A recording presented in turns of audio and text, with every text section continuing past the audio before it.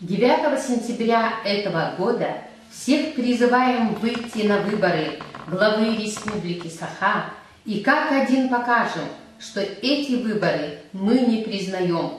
Для этого всех просим перечеркивать каждого кандидата: Богданова Владимира Николаевича, Губарева Виктора Николаевича, Николаева Айсена Сергеевича, Парахина Гаврила Павловича одной строкой, и этим добьемся переноса выборов на свой законный срок март 2019 года.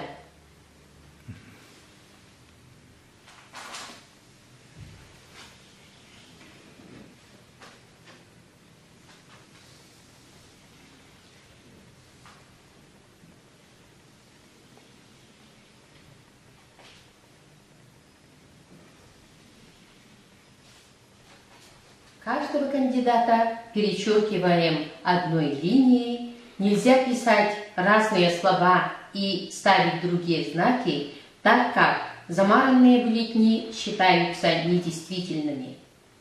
А так, по статье 71 Закона о выборах, если 50% и плюс 1 голос избирателей выступит против всех кандидатов, то выборы считаются несостоявшимся и переносятся на новый свой законный срок в марте 2019 года.